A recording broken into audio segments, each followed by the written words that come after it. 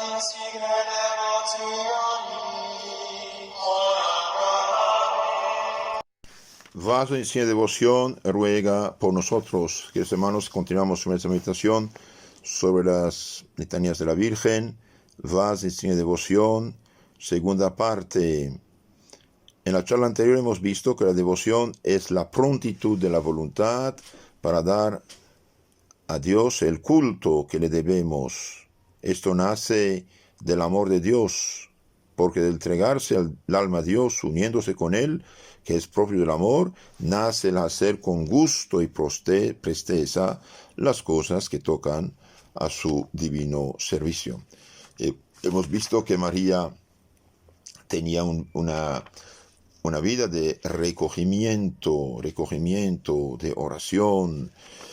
Orar es levantar el alma hacia Dios nuestro Señor. Ella siempre estaba en unión con Dios, levantando su alma hacia Dios nuestro Señor. Hoy vamos a ver las oraciones del pueblo de Israel, la oración mental de la Virgen y fervorosos afectos, frutos de la oración de María, y terminamos con unas oraciones. Las oraciones del pueblo de Israel, los salmos y cánticos de la Sagrada Escritura formaban en aquel entonces el devocionario manual del pueblo hebreo, destinado a preparar la venida del Mesías Salvador del mundo. La oración diaria y como oficial de los hebreos estaba formada por varios pasajes del Deuteronomio, por ejemplo, 6, 4, 9, 11, 13, 21, etc. Los judíos no sabían interpretar aquellos cánticos, ni muchos otros pasajes de los salmos, pero los rezaban con gusto y los meditaban para ver si lograban entenderlos. Esperaban que todos tendrían su más exacto cumplimiento, principalmente los que se referían a la gloria del Mesías esperado, a Cristo, y los recitaban y cantaban con el alma henchida de anhelos por la consolación de Israel.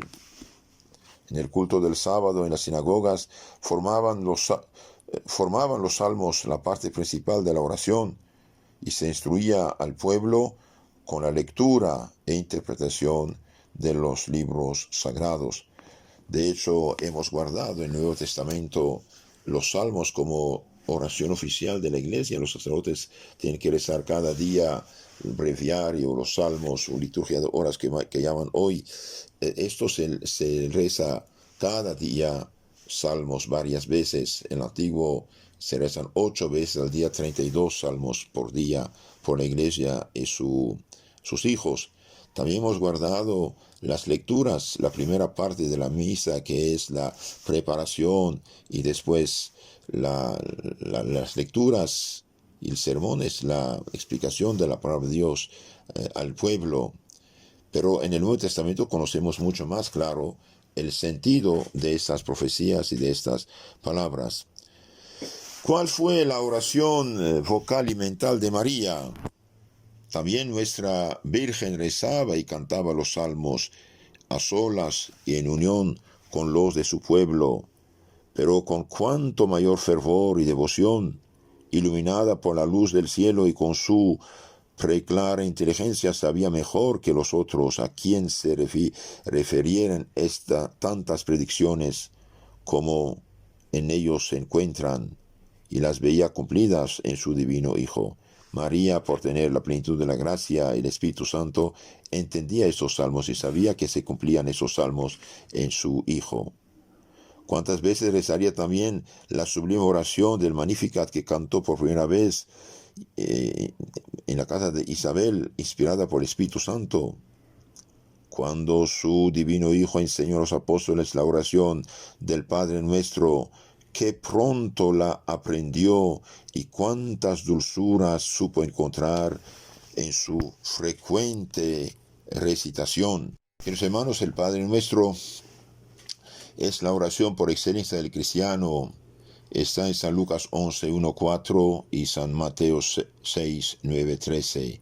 La oración del Padre Nuestro, dije, es la oración por excelencia del cristiano. Hoy, por desgracia, bajo influjo protestante, tenemos gente que está inventando oraciones. No las excluyo, pero el primero debe ser primero la oración del Padre Nuestro, del Ave María, sacada directamente del Evangelio. Sí, es nuestro Señor que nos enseñó esta oración y María también la recitó.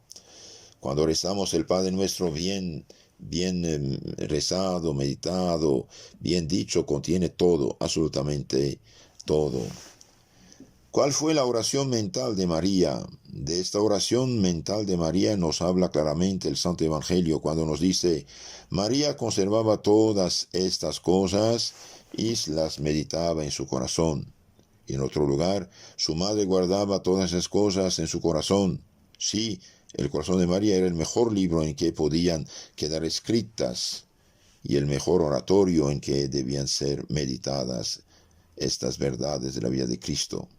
Ya tenemos aquí claramente indicado el objeto principal de la meditación de la Virgen, las palabras y acciones de su Hijo, a quien tenía tan cerca de sí. Sabía que era el Hijo de Dios, el Redentor, el Mesías prometido. Todas sus acciones y palabras eran santas, por muy naturales o ordinarias que pareciesen. Mucho tenía la Virgen que meditar en ellas, sabiendo quién era Él y cómo lo hacía todo. Meditaba también la Virgen en las miserias y pecados en que el mundo estaba sumido. Empezaba a ser la madre espiritual de todos los hombres y los veía tan ciegos a la verdad, tan apartados del camino de la virtud y de la verdadera dicha. Así que, hermanos, hoy el mundo apartado de Cristo desde el protestantismo, por desgracia, que falsificó radicalmente la fe cristiana y falsificó la Biblia, de hecho, la corrompió, la falsificó, la echó en mano de cualquiera que hace traducciones falsificadas y mucho peor, explicaciones falsas. La gente va a la ruina, a la miseria, a la desgracia y se aparta de la verdadera dicha. Como María rogaría por los hombres y por nosotros, los que a través de los siglos también íbamos a ser hijos suyos. Otro campo de contemplación para María eran las obras de la creación. Los santos ordinariamente han sido muy amantes de la naturaleza y han sabido ver en ella a Dios, su creador, mejor que los otros mortales. Hoy quieren, de un cierto modo, sacralizar la tierra, lo que es falso, no vale nada si están lejos de Dios y viven en pecado. Manchan la misma naturaleza humana, quieren guardar la naturaleza material, pero manchan la naturaleza humana por el pecado de Sodoma y Gomorra, adulterio, fornicación, pornografía y todos los demás vicios. Esto no vale nada, al contrario, da más poder al hombre y los hace más desgraciado. María seguramente, más que ningún otro en sus contemplaciones, cantó las maravillas de Dios en la creación mejor que la Virgen. Con las vírgenes y todos los hombres, ella fue la madre del Creador. Ya que nosotros los hombres no sabemos darle gracias a Dios por todos los beneficios que la naturaleza encierra, ella, la Virgen, nuestra madre, lo haría cumplidamente por ella y por nosotros, como suelen hacerlo las madres por sus hijos descuidados. La oración de María era una oración de alabanza, de gratitud, de súplica. Nadie como ella, ni los mismos ángeles y querubines, conocía a Dios nuestro Señor y se abismaba en sus infinitas perfecciones. Por eso sus alabanzas eran sin duda las más gratas a la divina majestad. Siendo tan agradecida, la Virgen continuamente le estaba dando gracias a Dios por los insignios privilegios con que la había enriquecido, por su concepción inmaculada, por su virginidad tan singular y milagrosa, por su maternidad divina. Pedía también por nosotros, pobres pecadores, de quienes sabía que iba a ser Madre de Misericordia. Y teniendo tan a la mano los libros de la Sagrada Escritura, frecuentemente los tomaba para meditar dulcemente en los escritos de los profetas y autores inspirados. Nosotros, queridos hermanos, tenemos que ser agradecidos con Dios y al menos oración de la mañana, de la noche, mediodía, Padre nuestro, Ave María, los que sabemos, el Ángelus, el Santo Rosario, caminar en presencia de Dios y hacer bastante oraciones cortas, frecuentes, como Dios mío, ayúdame, Dios mío, sálvame, Ave María Purísima, Señor, ven a mi socorro. Fervorosos afectos y frutos de la oración de María. ¿Quién podrá imaginar cuáles serían los finos afectos de María en su incesante oración, cuando llevaba en su seno virginal al Hijo del Eterno, o cuando velaba junto al pesebre en el establo de Belén y le veía en tanta pobreza, o cuando le amamantaba con la leche de sus pechos virginales?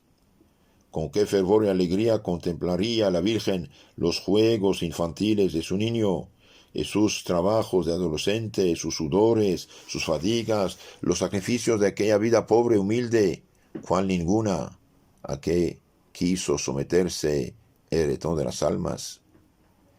Cuando le siguiera en sus predicaciones apostólicas por los campos, ciudades de Palestina, o le viera hacer milagros, o escuchara las aclamaciones de las gentes que ya le reconocían por Mesías e Hijo de David, ¿cuál sería el gozo y felicidad de aquella madre? ¿Y cómo meditaría todas estas cosas en su corazón, la bendita entre todas las mujeres? Pero también sufría la Virgen cuando a su hijo querido le veía perseguido, ultrajado, calumniado, y también entonces acudía dolorida a su Dios en la oración para que guardase aquella vida tan preciosa e iluminase con la luz de la verdad a sus ciegos perseguidores. Dios, hermanos, rezar por sus enemigos es de mucho provecho, muy bueno. Rezar al Padre Nuestro por esa gente que nos persigue. No sabemos de la Virgen que experimentase alguno de estos éxtasis o arrobamiento que con frecuencia leemos en el libro de los santos. Es que su naturaleza, aún por lo que toca al cuerpo, había sido hecha por Dios con singular esmero y podía resistir los más vivos transportes de amor sin aquellos otros síntomas de nuestra flaqueza humana. Las delicias inefables de María en su ferviente oración nos las deja traslucir la misma Virgen bendita por esta exclamación de su cántico sagrado: mi espíritu salta de gozo en el Dios Salvador mío. Y como la piedad es el principio sostén de todas las grandes obras de amor, la que da resignación al corazón oprimido por el dolor y fortaleza al alma que se ve asaltada por la desgracia, la Virgen Santísima sacaba copiosísimos frutos de su fervorosa e incesante oración, frutos que no habían de ser solamente saludables para ella, sino también para todos nosotros, sus hijos. Nos dice San Antonino que su oración de la Virgen era la más excelente entre todos los modos de orar, porque pedía como quien manda y ordena, y porque era imposible que no fuera escuchada. Después que Jesucristo subió a los cielos y vino el Espíritu Santo, aquella devoción tan perfecta de María creció en sumo grado con los nuevos aumentos de gracia y con los dones del Espíritu Santo, porque ninguno de los apóstoles ni de los otros fieles ahí reunidos los recibió en tanta abundancia como ella. Y cuando le llegó la hora de unirse a su amado, no interrumpió su oración, sino que dejó de hacerla en la tierra para continuarla en el cielo. Y ahí sigue siendo más insignia de devoción, de cuya superabundancia participamos todos. En otro tiempo, una pobre viuda, perseguida hasta el último trance por un acreedor insaciable, fiando en la palabra del profeta Elías, hizo que sus hijos la presentasen un gran número de vasos vacíos, en los que iba ella vertiendo el poco aceite que tenía. Milagrosamente se llenaron todos los vasos, y con el importe de la venta de aquel aceite pudo pagar su deuda y atender al sustento de su familia. A vos también, oh Virgen Santa, por la palabra del ángel que os saludó llena de gracia, y por la palabra de la Iglesia que os llama vaso en signo de devoción, presentamos nuestros corazones muy vacíos de la devoción cristiana y de las buenas obras que de ella se derivan. Y puesto que en vos depositó el Altísimo las riquezas de su amor, no dejéis de derramar en ellos sin cesar lo que tenéis en tanta abundancia, para que no solo podamos satisfacer a la justicia divina con nuestro fervor, sino también adquirir preciosos méritos para el cielo. La piedad es útil para todo, y tiene promesas para la vida presente y para la eterna. Haced que estas promesas tan consoladoras se realicen en nuestro favor. Amén. Vaso de signo de devoción, ruega por nosotros. Queridos hermanos, hemos dicho que la devoción es prontitud de la voluntad para dar culto a Dios. Nace la devoción del amor de Dios, porque del entregarse el alma a Dios, uniéndose con Él, que es propio del amor, nace el hacer con gusto y presteza las cosas que tocan a su divino servicio. Hemos dicho al inicio que una persona que se aparta de esos aparatos, que se aparta de esas malditas, infernales películas que impulsan a la tibieza, a la flojera espiritual, todas esas series, películas de violencia, telenovelas y todas esas cosas, horas que uno pasa delante de Facebook, etcétera, esas cosas destruyen la devoción, destruyen esta voluntad pronta de dirigirse a Dios y hacer las cosas de Dios, mientras que la lectura de los libros santos, la lectura del Evangelio, la lectura del Catecismo, la lectura de la vida de los santos nos impulsa a hacer las cosas de Dios con prontitud, gusto y presteza. Pidamos a la Virgen, vaso en signo de devoción, mujer de oración, que nos ayuda a levantar nuestras almas a Dios. Amén.